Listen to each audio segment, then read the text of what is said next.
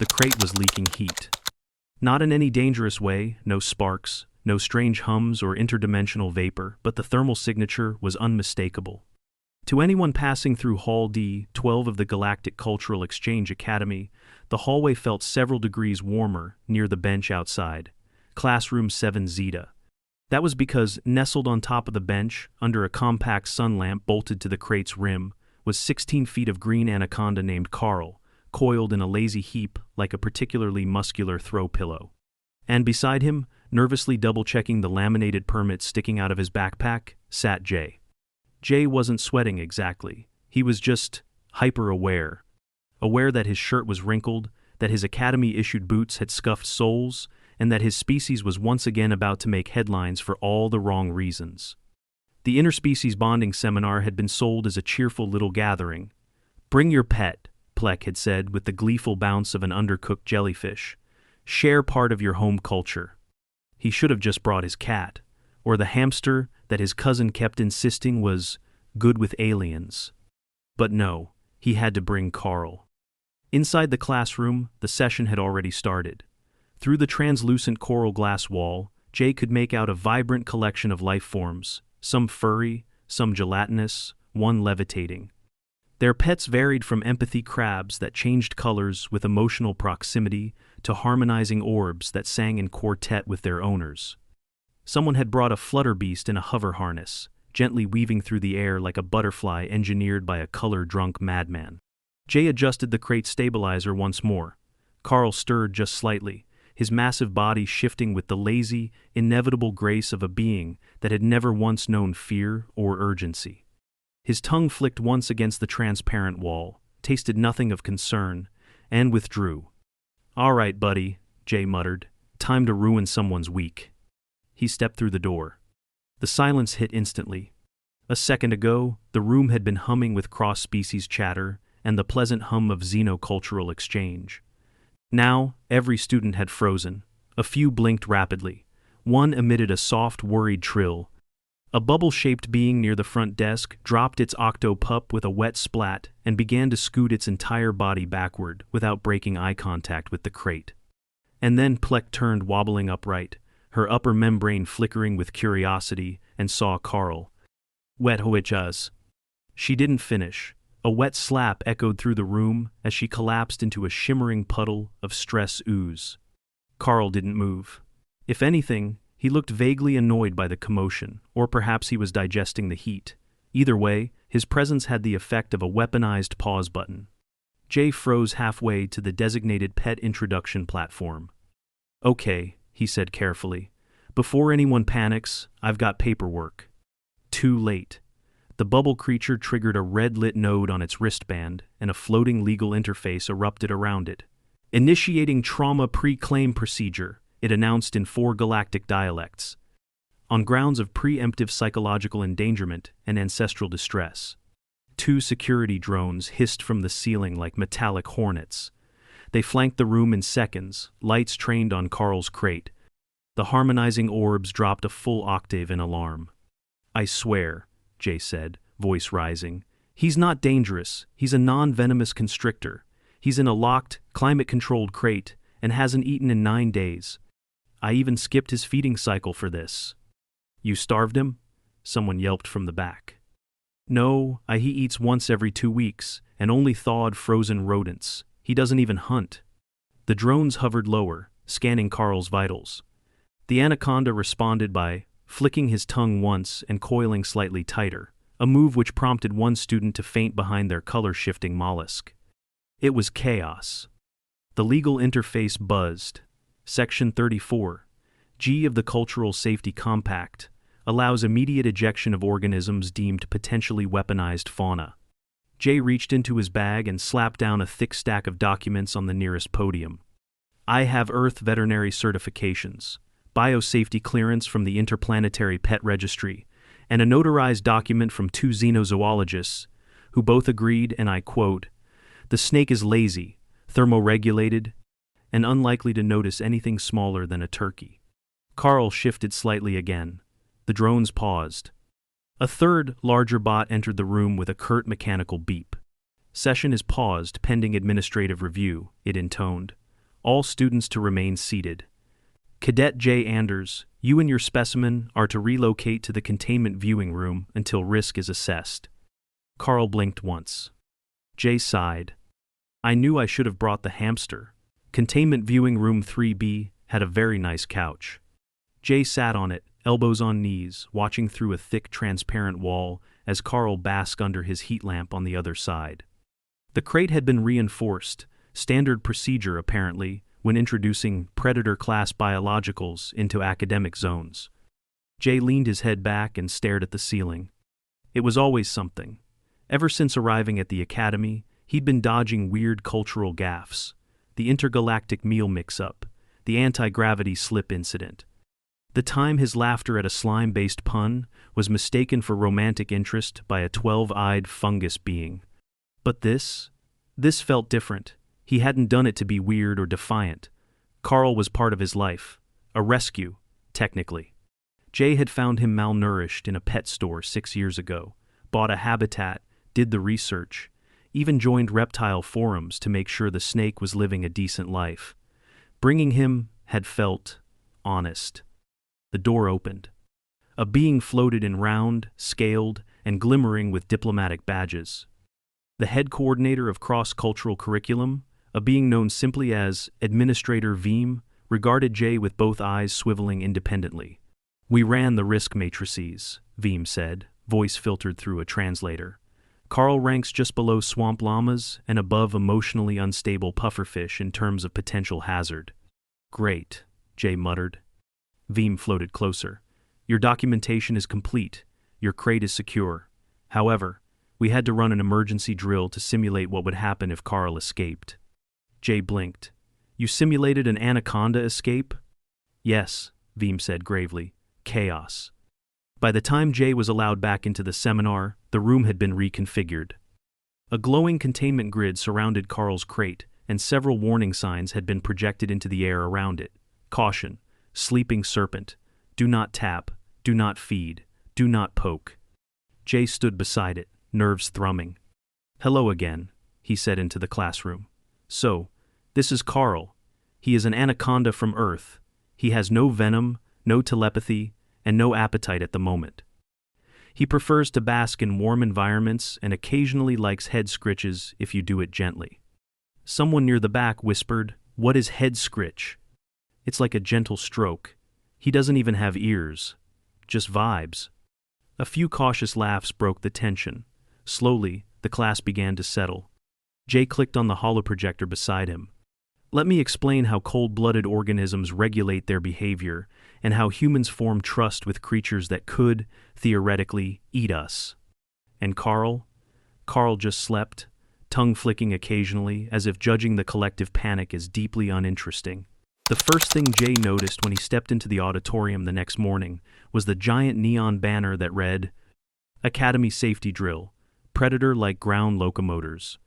The second thing he noticed was that everyone was avoiding eye contact. Not in the normal, awkward social way. No, this was the kind of silent, fearful avoidance usually reserved for live wires, active litigation, or perhaps a humanoid that had once caused a jelly-based instructor to suffer osmotic shock just by walking into a room.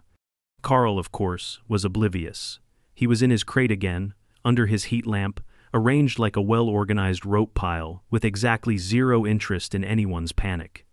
He hadn't moved more than half a coil in 18 hours, but that hadn't stopped the safety board from issuing a full academy-wide bulletin titled Protocol X99-4-C, Live Reptilian Compression Risks in Educational Settings.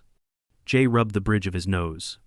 He'd spent half the night responding to the cultural board's questions. Yes, Earth had snakes this size in the wild.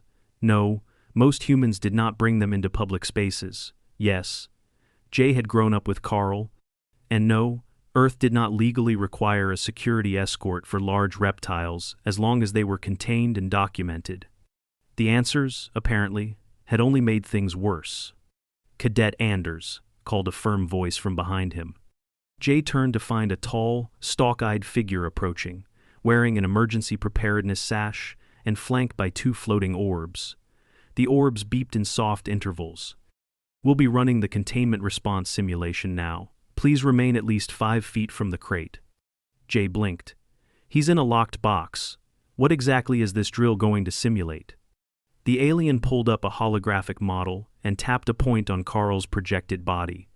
Snake locomotion is poorly understood among our aquatic and aerial species. Several cadets believe he can leap, or flatten himself into a glide. Jay looked over at Carl. Carl blinked once. Right, Jay muttered. Leaping snake. Naturally. The simulation began with a klaxon blast, loud enough to make Jay flinch. An emergency narrator voice began its speech over the loudspeaker. In the event of a reptilian breach, do not attempt to negotiate. Remain calm, avoid eye contact, protect exposed limbs. The classroom lights turned red, the walls shimmered with projection overlays of a virtual Carl escaping, his crate which, in the simulation, sprang open like a booby trap. The simulated Carl slithered out at high speed, despite Jay's protests that snakes do not, in fact, gallop. Several students panicked and dropped their pets. The harmonizing orbs began screaming in dissonant panic. One alien launched itself onto the ceiling and refused to come down. Meanwhile, the real Carl continued napping. Jay stood beside his crate, arms crossed, as a hologram of his snake apparently vaulted over desks and latched onto a student's arm with the urgency of a drama holovid. Just for the record, he called out, he's more likely to try hiding under a couch than attacking anything. Also, snakes can't jump, or vault, or flatten into gliders. But he could constrict someone to unconsciousness, a cadet shouted from behind a barricade of empathy crabs. Jay exhaled through his nose. Not through that crate, and not without serious provocation. He's a reptile, not a military device. A new simulation overlay began, this one showing the projected damage if Carl were to slither into the Academy's HVAC system. Jay palmed his face. He can't open vents. He has no limbs.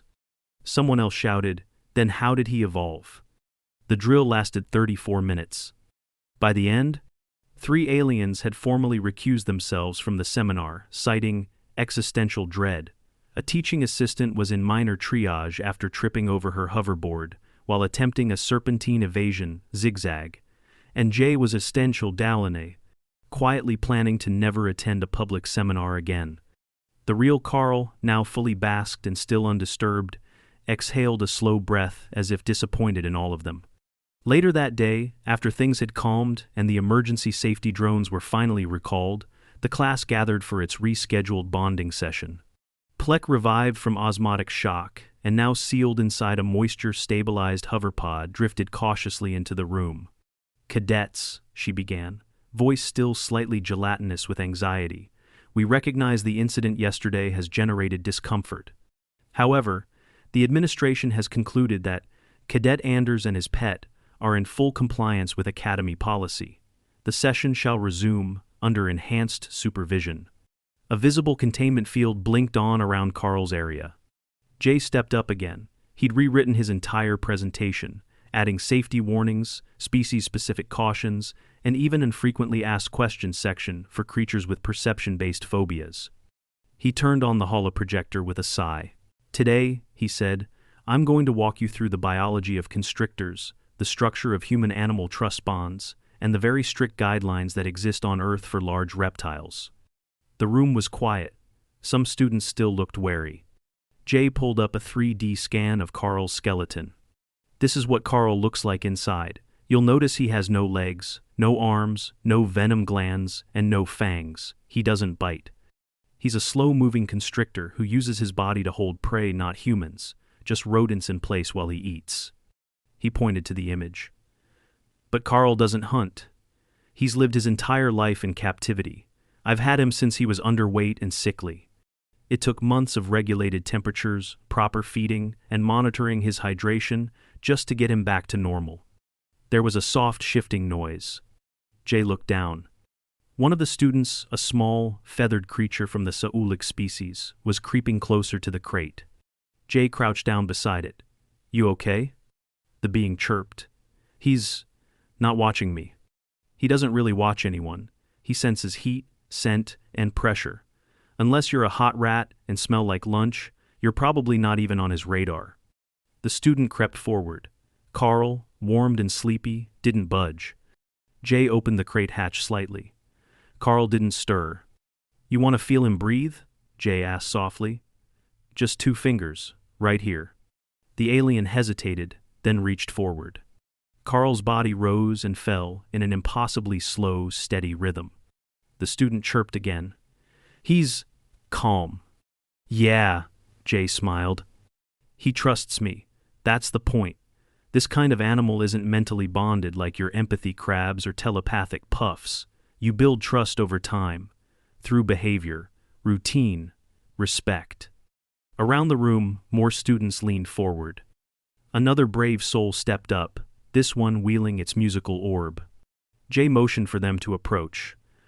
"No sudden moves. Stay warm, but not too warm. He likes consistent temperatures." The orb gave a harmonic hum. Carl's tongue flicked once. No one flinched this time. By the end of the session, Carl had been touched, admired, and carefully observed by more than half the class. Plek never came closer than 4 feet, but even she gave a gelatinous nod of approval from her hoverpod. Jay was exhausted but smiling. One of the xenopsychology instructors approached him afterward. She was tall and elegant, with 4 reflective eyes and a voice like falling leaves. "You've done something rare today, Cadet Anders." "I gave a PowerPoint presentation about a snake." "You demonstrated a form of interspecies trust not reliant on telepathy, chemical syncing, or genetic imprinting. It is fascinating." Jay blinked. "That's just how it works on Earth." "I would like to propose a collaboration," the instructor said. "A paper on non-telepathic interspecies trust building and predator-capable fauna." Jay stared at her. Then at Carl, still coiled like a happy sledgehammer under his sun lamp. Then back at her. Sure, yeah, that'd be great." The instructor nodded. "Excellent. I will draft an abstract, and perhaps next seminar, you could introduce us to your hamster instead." Jay coughed. "Honestly, he bites way more than Carl." As the room emptied, the Saulik student came up again, gently holding a commemorative academy sash. "Can I put this on him?" Jay blinked. "I mean, sure, just let me help." Together, they draped the miniature sash over Carl's thick upper coil. It read, "Interspecies Cultural Ambassador. Provisional." Carl didn't notice.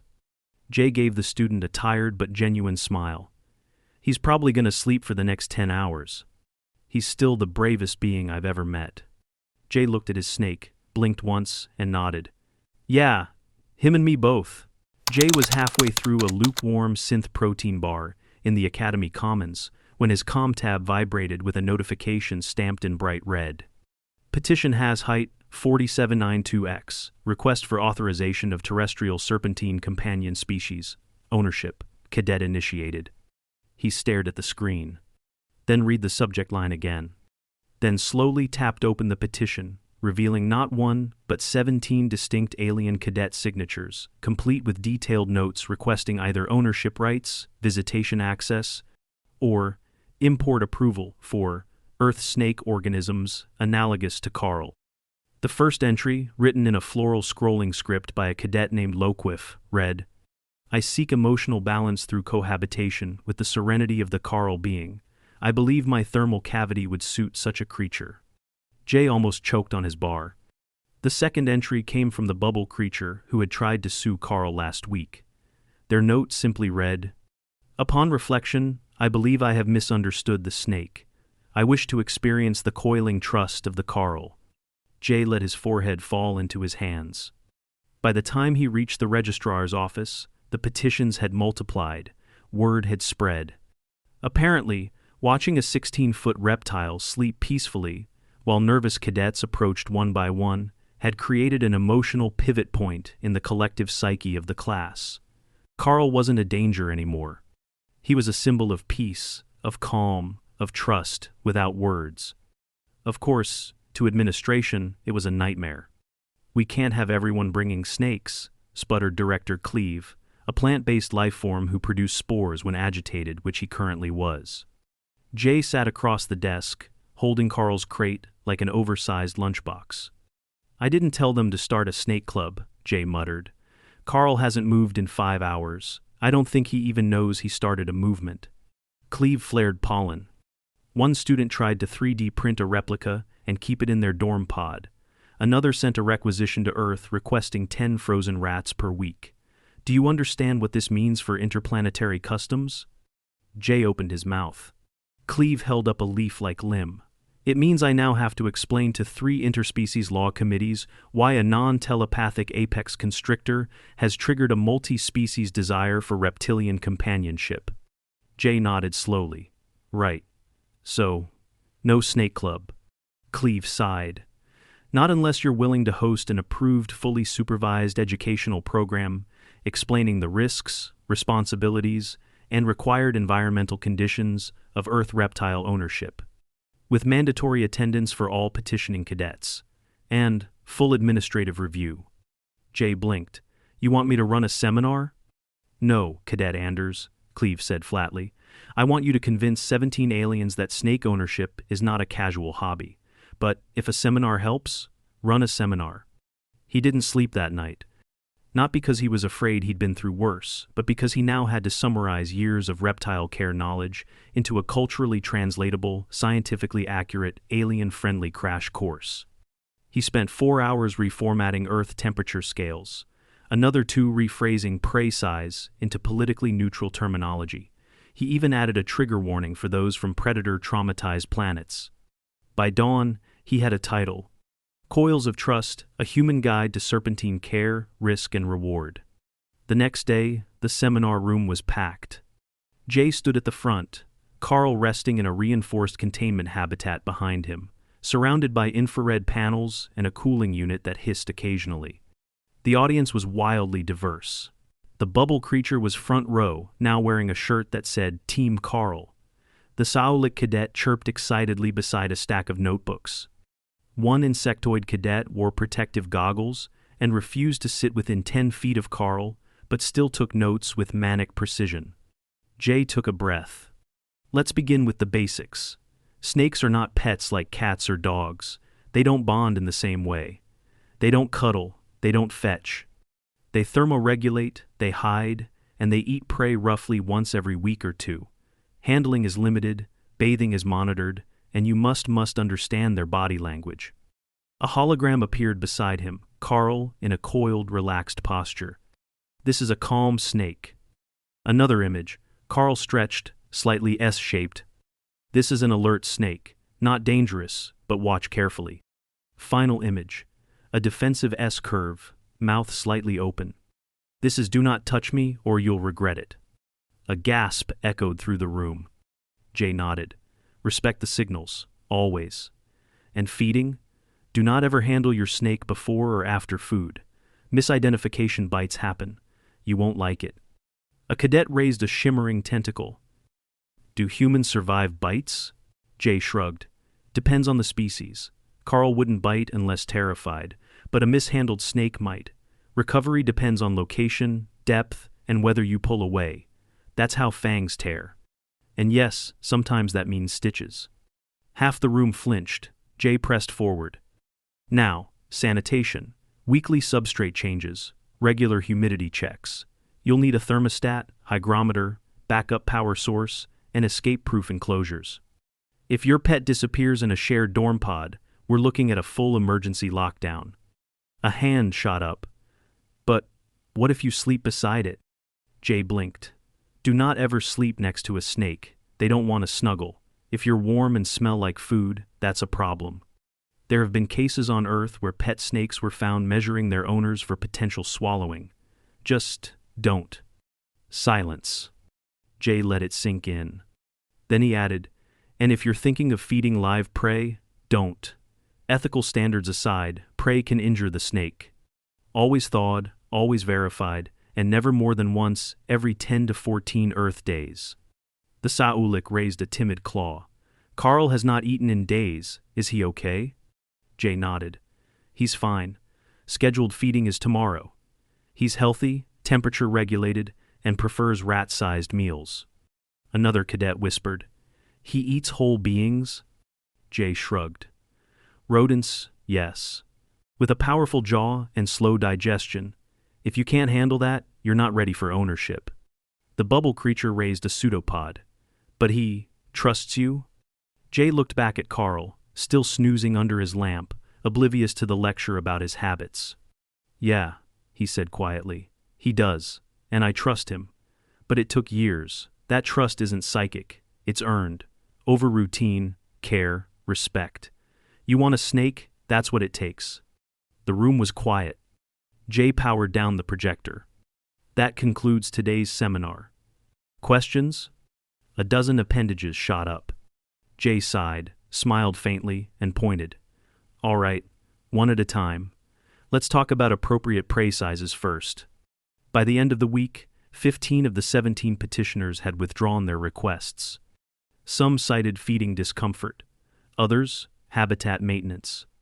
A few simply realized they were trying to adopt an alien symbol of calm to soothe their stress, not realizing the actual maintenance required to keep that symbol alive and safe. But 2 cadets persisted. The Saulik, who had now named a simulated serpent Little Carl, and the bubble creature who, against all odds, had passed every single test Jay had written, including the emergency mock habitat escape drill. Jay was weirdly proud. Both cadets were placed into a supervised mentorship program, with Jay as their advisor. They wouldn't be allowed to own snakes until graduation, and only with planetary approval, but the groundwork was there. The Academy, meanwhile, quietly added Earth-based reptilian containment standards to its official safety manual. Carl napped through the whole thing. That evening, Jay returned to his dorm and opened Carl's crate. The snake uncoiled with his usual glacial grace and slid into his enclosure, positioning himself in his usual S-shaped sprawl beneath the fresh heat lamp. Jay leaned on the edge of the habitat. We survived a drill, a seminar, and a potential interplanetary panic. You know that? Carl flicked his tongue once. Jay grinned. You're officially an ambassador now, buddy. He reached in, slowly, carefully, and gave Carl a light touch behind the head, just enough to feel the slow inhale of breath and the muscle beneath smooth scales. Then he stepped back and let Carl settle. Outside his window, a student passed by wearing a shirt that read, "Pulling a Carl, trust without words." Jay shook his head, smiling. He hadn't meant for any of this to happen. But maybe that was the most human thing of all. 2 standard weeks later, Jay stood beside a podium in the Great Hall of the Galactic Cultural Exchange Academy, wearing his formal cadet robes pressed, polished, and featuring an added patch stitched on that morning. Cultural Cohesion Initiative. Live Trust, Display Certification, Level 4. He was also holding a snake hook in one hand and a thermal-regulated crate in the other. Still feels weird, buddy, he muttered under his breath. Carl shifted slightly inside the crate, tongue flicking lazily against the clear side, sensing warmth and movement but making no effort to explore further. The Academy's heat-treated air was doing most of the work, keeping him comfortable, though Jay had added a portable temperature pack just to be sure. A side door opened, and a cluster of faculty filed in different species, different bodies, all united under formal academic sashes and the collective tension of upcoming ceremonial duties. Above them, the vaulted ceiling of the hall shimmered with a holographic mosaic of the Academy's many interspecies milestones. Carl now occupied the center panel. Not his face, of course. Just a detailed rendering of a sleepy green coil surrounded by the phrase, translated across 63 languages. Trust is not the absence of danger, it is the presence of choice. Jay felt both deeply proud and vaguely nauseous. The event began with the traditional tones of the harmonizing orbs, followed by a speech from Administrator Veem, who floated with uncharacteristic stiffness. Today, we recognize not just academic excellence, but the courage to bridge worlds with care, patience, and the sort of baffling emotional commitment that humans seem to invest in cold-blooded constrictors. Polite laughter echoed. Jay wasn't sure if he should bow. The administrator continued. It is not easy to introduce your culture when your culture is misunderstood. It is harder still when your chosen ambassador is considered biologically inadvisable. Now, the laughter was less polite and more amused. Jay caught sight of the Saulik cadet, little Carl plushie, perched on their shoulder, eyes glowing with pride. Veem gestured toward the central stage. Today, we award Cadet J. Anders and his pet, Carl of Earth, with honorary status in the Cultural Cohesion Ambassadorship Program. Their contribution to understanding non-telepathic interspecies trust has set a standard for patience and safety previously unmet at this institution. Jay stepped forward. His boots clicked across the polished floor as he reached the center, opened the crate slowly, and allowed Carl to slither gently into his travel basin, already warmed and layered with soft mulch. The audience was utterly silent. Carl paused mid-slide, blinked, and continued forward without concern. He curled in a loose spiral, his movements slow but confident. Then, Jay held up the object everyone had been waiting for. A miniature academy sash. It had taken days of work. Tailored by a fellow cadet specializing in xenotextile design, reinforced to allow gentle placement over a reptilian body, it bore the academy's crest and a small embroidered snake silhouette in gold thread. With practiced calm, Jay reached down and laid it gently across Carl's upper coil. The sash settled like a soft ribbon of interstellar diplomacy. And the crowd erupted in applause. Not just clapping, there were species that resonated sound from their carapaces, others that lit up chromatophores in celebratory pulses. The harmonizing orbs shifted into a major key. Even pH Lek, safely sealed in a high-humidity dome, squelched approvingly. Jay stepped back. Carl, utterly unaffected by the attention, repositioned under the spotlight and settled into a resting pose. He did not care. He would never care. But he was safe, respected, and somehow revered. Later, after the ceremony ended, the cadets flooded into the hall for the reception. Jay held a non-alcoholic fizz bulb and tried to stay near the edges of conversation, nodding when spoken to, but mostly focused on keeping an eye on Carl's basin. It was surrounded by admiring students. No one touched him without permission. Everyone followed the laminated safety cards Jay had printed and placed at each corner of the habitat. The alien who once tried to sue for trauma now knelt respectfully nearby, sketching Carl in a notebook labeled Notes on Composure. The xenopsychologist approached again. "This is a moment," she said simply, folding forearms behind her back. Jay nodded. "Honestly, I thought I'd get kicked out. You brought a potential threat to a seminar and transformed it into a lesson on coexistence. That is the essence of diplomacy." Jay smirked. "So, it's okay that he once made a jelly instructor faint?" Plex Pod floated closer at that exact moment. "We have since adjusted our policies," she bubbled diplomatically, "including a new section on osmotic shock triggers. It's been educational." Jay raised his glass in mock salute. From across the room, the Saulik cadet waved and held up a newly printed pamphlet titled Serpents and You, Interpersonal Ethics of Non-Psychic Predators. Jay felt something shift in his chest. Not pride. Or, not only pride. Relief. Validation. A sense that Carl, coiled and snoozing in a patch of artificial sunlight, had become something more than just his pet. He was a quiet statement, a living example of humanity's particular brand of hope, trust, offered without guarantees. A week later, the incident faded into institutional memory. The Academy quietly updated its interspecies bonding guidelines. A new checkbox appeared on all event forms. "Are you bringing a high-mass nonverbal predator? Please list containment method."